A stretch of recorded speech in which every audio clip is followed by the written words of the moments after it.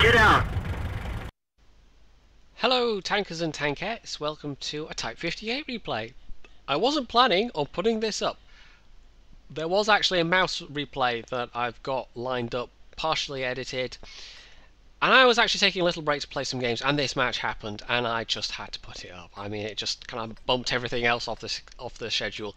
So, yeah, Type 58. This is going to be an interesting match. I'd also like to introduce 7 Challenger 7, who is possibly the whitest 13-year-old in all of Christendom. I think that's confirmed by what he just said, anyway. Unfortunately, our M10 Wolverine is going to manage to lower the tone even more, but that's the extent of it. They don't engage in any more verbal derpery, or written derpery, I suppose it would be, for the rest of the match.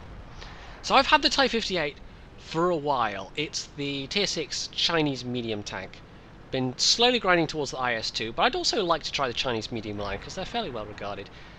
I have had, it's either this or the Type T-34 since before the Japanese tree came out. So I don't play this very often. I could have easily had the IS-2, and there goes our Wolverine. GG Wolverine. Gotta keep that classy tone going there. Yep. I could have easily had the IS-2 and probably the medium as well, but I just haven't played it that much because I don't particularly enjoy playing it. It's alright, I don't think it's a bad tank, it's just there aren't that many mid-tier mediums that really grab me. The VK36018, yes, the H, used to be. The Cromwell, I actually don't have my garage at the moment. That's probably my favourite of the mid-tiers. The favourite mid-tier medium anyway. And I really can't think of any others, to be honest. So, it's been a slow grind, but I've not been especially rushing towards the Chinese heavies. It's been an eventual goal, and we're actually nearly there at this point. I think I've got maybe 10k more XP to get. So I'm sitting here with my binos, thinking maybe I can spot something. But I also know there's that bush at the other end, so I don't want to just sit there too long. That's going to get me shot. There are 3 artillery on each team, and it's actually our Stug who's just rushing in that actually picks up these 2 mediums. There's a Wolverine with me. Unfortunately, it is that same Wolverine. Hopefully he's a better player than he is a judge of, you know, stuff to say in public. There's also a VK36018, so now a heavy tank, formerly a medium. Quite an enjoyable medium, still not bad a heavy. The fact that he sat back there is not filling me with confidence. I decided at this point I am not even going to begin to rely on that 3601H, because his tactical awareness is not great from what I'm seeing right now. We know there's a TV1 heavy and a flak bus back there also. That Stug died very quickly. I don't know what he was thinking. On the enemy side it's just a KV2 that's down, but on the other hand it's a KV2 that's down, so you know, that's useful. It's actually not a bad spread of forces in this team, to be honest. We've got a bunch of our heavies in the city, but our KV1S is kind of alone, not really that well supported. The SU-100 on the ridge is doing some work, giving fire support, but the heavies, I can tell you now, they're not going to give a particularly good showing in this match. So there we go, that's the first of what will be a few artillery shells aimed in my direction. Probably the M37, because that didn't feel like a very large caliber shell. I'm actually going to go down here, because trying to fight on that slope with this amount of gun depression, good driving there, Jedi, is not the best plan. So, if I can punish these guys, who are after all both tier 5 mediums, they could still hurt me, but I can hurt them more, and they have less hit points as well. My main concern here is artillery, so I'm actually going to be jiggling back and forth quite a lot. And you'll see here, I'm doing the shoot and then zoom out thing again, and this is one of those times where actually there is a purpose to it. It's not just a bad habit. It's not something I'm doing unthinkingly. It's so I can check my immediate surroundings. So I know I'm not going to bump into anything, so I can check where that Wolverine is, and also have a look that there's nothing trying to, you know, sneak around or whatever. So actually, I could try for another shot at the M4, but that flak bus has got the nastiest gun of anything on this flank so far. So I'm going to make taking him out a priority. He actually dives down. There's the T1 who's been making his way along as well. And the Wolverine's trying for some shots there. He's actually got decent gun depression, so get that M4's turret, but no, I don't want to sit still too long. That was only 84 damage, but still, 84 hit points I could probably have stood to keep. I should have just kept going for the T1 Heavy's turret there. It's not a great turret, but it's actually not terrible. He's not making the best use of his tank. I'd have actually approached from further up the ridge, because there's now nothing behind us. That 3601H just died after doing nothing at all. I was not wrong in my assessment of that guy. We're punishing this guy. He's actually bouncing gold ammo off me, which is, you can see there I'm fairly well angled. He's not shooting my side armor, he was shooting my front armor. That's what kept me from taking more damage there. The M4's still there, but he is potentially a one-shot. The flak bus also... We got to clear this flank up, because it's not going well. We're now just down to an SU-100 on that ridge. 710.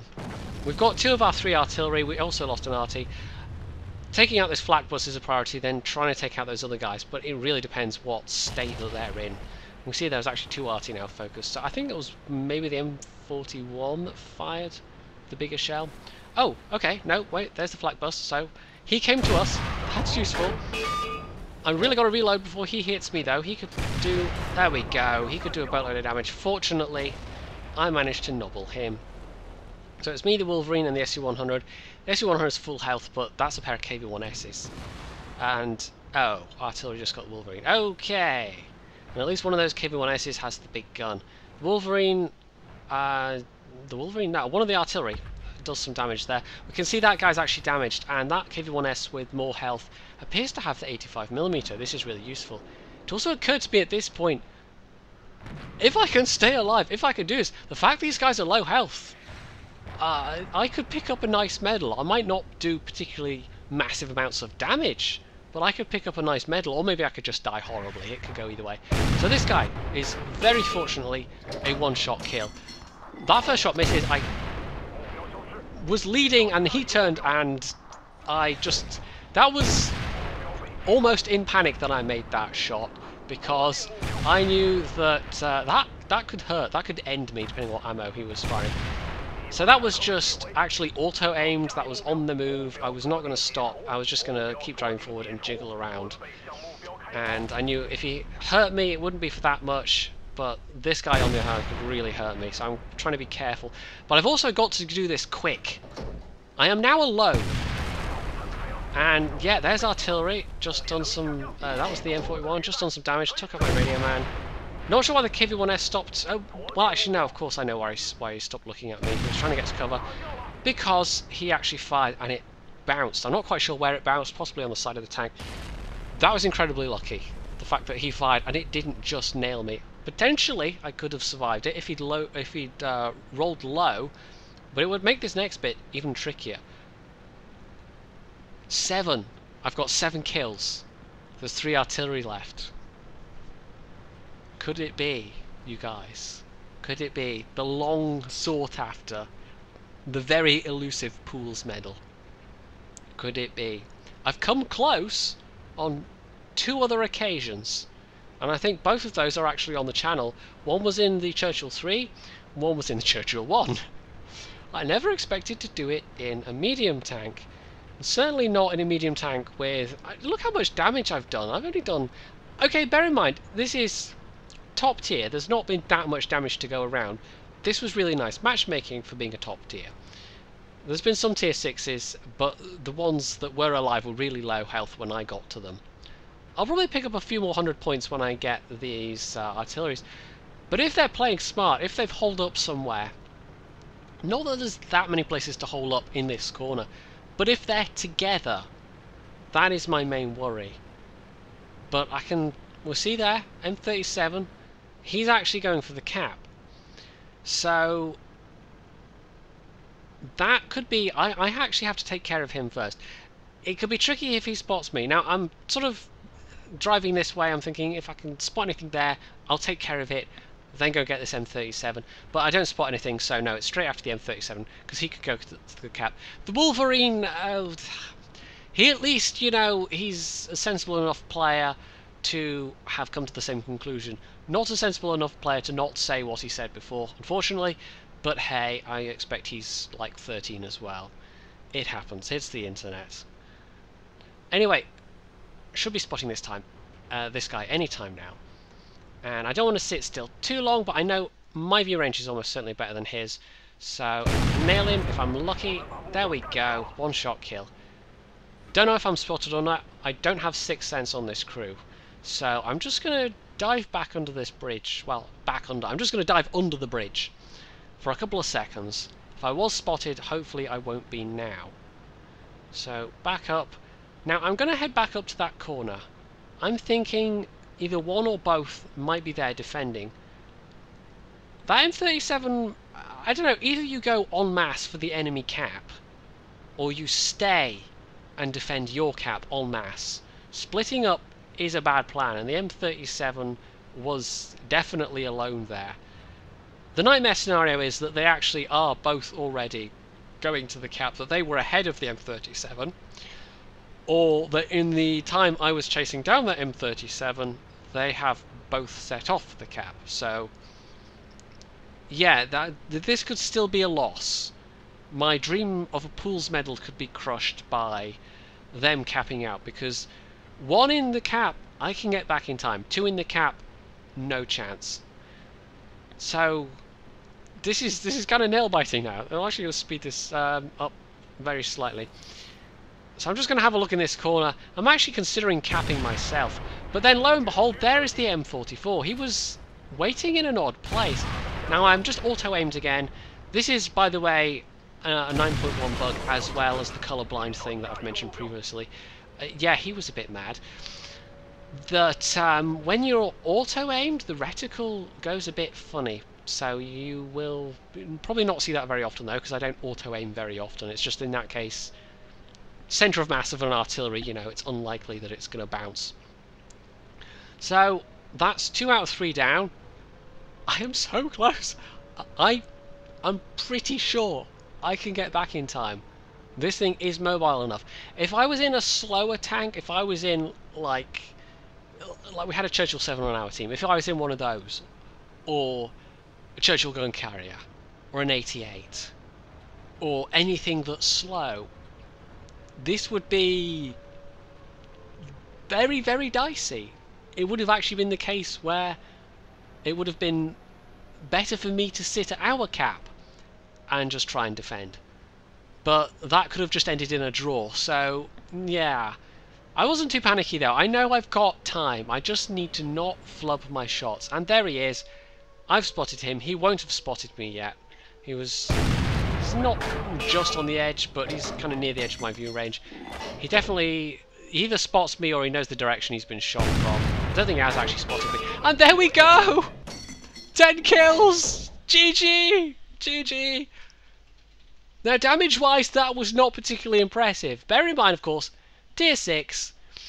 There's not that much hit points to go around because a lot of the teams were Tier 5. There was actually a bit of a drop-off. I mean, the SU-100 did 1500. On the enemy team, there was a KV-1S with 2200, SU-100Y with 1300, and then after that, it's all less than 1000. So, yeah, the damage by itself isn't particularly impressive, but compared to the rest of the team, I very definitely did the bulk of the damage. So let's just run through these medals. Pools medal, Pascucci's medal, and a Kolobanov's. Now, first ever Pools medal, and only my second ever Kolobanov's medal, all in the same match. That was pretty nice. Ace tanker, and I think this was my ace tanker. Top gun, of course. Defender for nailing that artillery at the end, and a high caliber.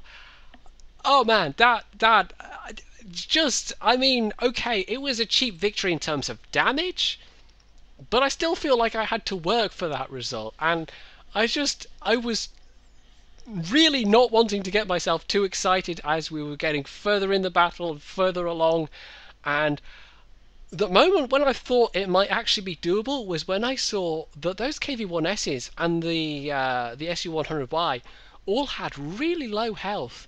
2 out of 3 of them were one-shot kills. Very cheap kills in terms of picking up the medal, but that meant that I had actually a chance to kill them before they killed me. And that was what made the difference. It was just that magic combination of circumstances of being alive with enough hit points, with enough mobility, with a good enough gun, and facing off at the end versus opponents with very few hit points, and that is just the absolute best recipe for a Pools medal. Because if you're facing off against enemies with lots of hit points, well, I expect it's not impossible, but it becomes a hell of a lot harder to do because you are having to work a lot harder against multiple enemies that can survive multiple hits, and staying alive in those circumstances becomes way harder. The fact that one of the KV-1Ss also wasn't fully upgraded, that was useful. Not taking any major damage from the artillery. I mean, I think the most that got taken off in a single shot was, what, 120? So no direct hits from artillery, because that could have really messed me up. That was useful as well. Yeah, I mean, that's taken me 18,600 and change battles for that first Pools medal. But I got there in the end, you guys. I got there in the end. And I am just, I don't know, I'm just feeling chuffed with myself right now, because it's one of the harder ones to get, and it has been one that I've been wanting for a while. And I've had so few times when I've come close, and to finally get it, that feels kind of good. So there we go, 18,000 battles plus my very first Pools medal. I am such a pro, you guys. I am such a pro. So if you enjoyed this replay, you can hit the like button. You can leave any comments below telling me how wonderful I am, of course. Wow. You can hit the like button, you can subscribe to my channel, and of course, as always, stay tuned for more.